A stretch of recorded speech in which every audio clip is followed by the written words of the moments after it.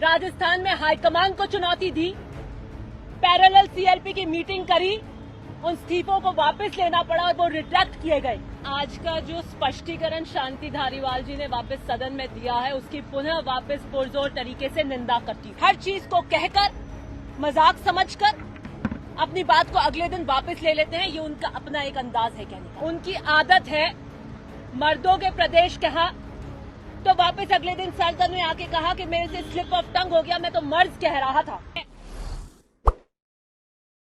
आज का जो स्पष्टीकरण शांति धारीवाल जी ने वापस सदन में दिया है, उसकी पुनः वापस पुरजोर तरीके से निंदा करती हूँ। मुझे खुशी है कि मंजू जाट, जो हमारे समाज का गौरव है, जिसके लिए उन्होंने टिप्पणी करी, मैंने सदन में पुरजोर तरीके से उन्हें पैरवी करी और आज उन्हें अपने शब्द वापस लेने पड़े। आज वो अपने वक्तव्य में इस बात को कह रहे हैं कि मंजू जाट के लिए मैंने एक शब्द नहीं कहा। मैंने ये जरूर कहा था कि उनका देवर शादीशुदा है। मुझे एक बात बताइए, जब नौकरी की बारी आई, उनका देवर शादीशुदा है या नहीं है, उस वक्तव्य से उसका क्या कोरिलेशन था, वो ये बताना चाह रहे थे। मैंने उनके वीडियो को दोबारा भी देखा है और सुना है। निश्चित रूप से वो चरित्र हनन कर रहे थे, वो अपनी गलती में थे और बैकफुट पे आए, इसलिए आज उन्होंने रिट्रैक्ट किया। और सुंदरी देवी, जिसका वो ठोक ठोक कर आज कह रहे थे कि बताइए वो नाते में गई है कि नहीं है, वो भी राजस्थान का गौरव है। वो वीरांगना है और सुंदरी देवी भी राजस्थान का गौरव है। मंजू जाट हमारे राजस्थान के अंदर हमारे समाज का है, तो वो भी राजस्थान का गौरव है। और मैं सुंदरी देवी की भी पूरी जो तरीके से पैरवी करती हूँ। और आज आपको उनको क्या स्पष्टीकरण देने की जरूरत पड़ गई? आज वापस छीटाकशी कर रहे हैं। उनकी आदत है मर्दों के प्रदेश कहा तो वापस अगले दिन सदन में आके कहा कि मेरे से स्लिप ऑफ टंग हो गया, मैं तो मर्ज कह रहा था। राजस्थान में हाईकमान को चुनौती दी, पैरेलल सीएलपी की मीटिंग करी, उन इस्तीफों को वापस लेना पड़ा और वो रिट्रैक्ट किए गए। और मंजू जाट पर अभद्र टिप्पणी पर बैकफुट में आकर आज उन्होंने बैकफुट का हर चीज को कहकर, मजाक समझकर अपनी बात को अगले दिन वापस ले लेते हैं, ये उनका अपना एक अंदाज है कहने का। और मैं आज भी उनके वक्तव्य की निंदा करती हूँ। और जो ये कह रहे हैं कि उन किसी के मन में कुंठा हो सकती है, तो मेरे मन में उनके प्रति कोई कुंठा नहीं है। मैं कांग्रेस की एक सच्ची, छोटी, ईमानदार कार्यकर्ता हूं, लेकिन हाईकमान को जो चुनौती देगा, उसके प्रति मेरी कोई वफादारी कभी नहीं हो सकती। धन्यवाद। दिव्या जी, एक सवाल ये है कि बात शुरू हुई वीरांगनाओं की मांगों को लेकर, खत्म हो रही है उनके निजी जीवन पर टिप्पणी को लेकर। बहुत दुर्भाग्यपूर्ण है।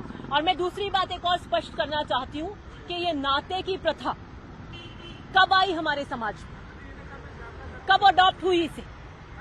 ये जब हुई जब हमारे यहाँ शिक्षा नहीं थी। ये हमारी सामाजिक व्यवस्था थी जब विधवाओं की स्थिति बहुत दयनीय हुआ करती थी। आपको पता है कि कितने दिन उनको बंद रखते थे, रंग नहीं पहनने देते थे, उनको अशुभ माना जाता था और किस प्रकार की कुरीतियां हमारे समाज में थी। तब एक व्यवस्था उस सामाजिक ढांचे में लेकर आई कि जिस घर के बच्चे हैं वो उसी घर में पल पढ़ सके, उनका पोषण हो सके, उन्हें आर्थिक संबल मिल सके, महिला की भी आर्थिक स्थिति संबल हो सके। इसको आप किस तरीके से जो हमारे समाज ने जिस प्रथा को अडॉप्ट किया, उसके ऊपर आप प्रश्न चिन्ह कैसे लगा सकते हैं? और ये वीरांगनाएं किसी भी समाज से आती हो, हमारे राजस्थान का गौरव है। वो किन मांगों को लेकर आई हैं? आप क्यों नाते पे जा रहे हो? किसी के नाते गई हैं कि नहीं गई है? वो प्रश्न ही कहां से आता है?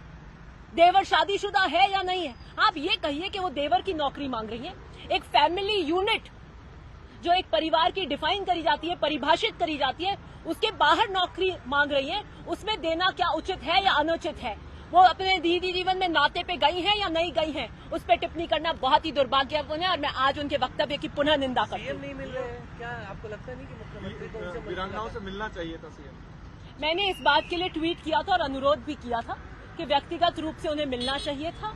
अब क्या कारण रहे, क्या नहीं रहे, उस पर मैं कुछ ज्यादा कह नहीं पाऊंगी। लेकिन हाँ, जो उनकी नौकरी देने की बात है, उस पर मैं पुरजोर तरीके से खड़ी हूँ, जिसका मैंने पूरे कल लॉजिकल रीजनिंग भी दी कि क्यों एक परिवार के बाहर नौकरी नहीं देनी चाहिए। आपको बोलने का खामियाजा भी उठाना पड़ा, 44 सड़कें आपकी निरस्त हुई हैं, ऐसा आपने सदन में भी कहा। देखिए, जब आप चलते हैं और उसूलों की राह पर चलते हैं तो बहुत सी कुर्बानियां देनी पड़ती है। मैंने अपने जीवन में एक विरासत का जो मैं पाठ लेकर आई हूँ अपने दादा से, पिता से, राजनीति में चाहे अपना दल हो, समाज हो, जो सार्वजनिक जीवन के अंदर एक आचरण होना चाहिए पब्लिक रिप्रेजेंटेटिव का, उसमें मैंने कभी कॉम्प्रोमाइज नहीं किया और कोई फर्क नहीं पड़ता। आप ये देखिए कि काम को देखकर कितना वोट दिया जाता है कि नहीं दिया जाता। जनता ये देख रही है कि मैंने निजी स्वार्थ के लिए समझौते करके घुटने नहीं टेके, मैंने उनकी आवाज बेबाकी से और बुलंदी से रखी। दिव्या जी, जो आपने कल सदन में भी कहा है कि आपको रिवेंज टू एटीट्यूड हो रहा है, क्योंकि 25 सितंबर को जब आप इस्तीफे का दबाव बनाया जा रहा था, आप नहीं जीती थी। क्या इस वजह से आपके साथ में जो आप सड़कों का इश्यू और बाकी मामलों के अंदर ऐसा हो रहा है आपके साथ? देखिए, 25 सितंबर की शाम को शांति धारीवाल जी के आह्वान पे जो मीटिंग बुलाई गई थी, उसमें मैं निश्चित रूप से नहीं थी और आला कमान को चुनौती देकर महेश जोशी जी और शांति धारीवाल जी ने जो भी उस वक्त किया था, उसकी मैंने पुरजोर तरीके से मैं उसके ऊपर खिलाफ खड़ी हुई थी कि ये पार्टी के खिलाफ है और आला कमान के खिलाफ है और उस वक्तव्य पे मैं आज भी स्टैंड करती हूँ।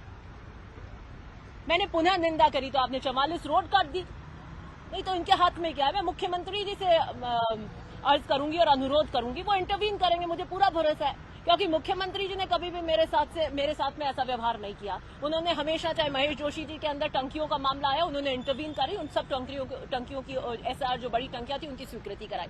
और इस तरीके का एटीट्यूड ये कर रहे हैं क्योंकि इनका डिपार्टमेंट है और ये जिद पे आ जाते हैं आजकल और फिर जिद पे मजबूर करते हैं कि नहीं आप कुछ करने नहीं देंगे। तो मैं मुख्यमंत्री जी से वार्ता करूंगी और मुझे पूरा विश्वास है कि ओसियां जो कि जोधपुर में आता है, उसकी जनता के लिए, उनके गांव देखिए आप क्या आता है, रामपुरा, मथानिया, बींजवाड़िया, बालरवा, तिवरी, इन गांवों के साथ जो अन्याय हो रहा है, मुझे पूरा विश्वास है कि मुख्यमंत्री जी इंटरवीन करेंगे और इन गांवों के साथ कोई अन्याय नहीं होगा।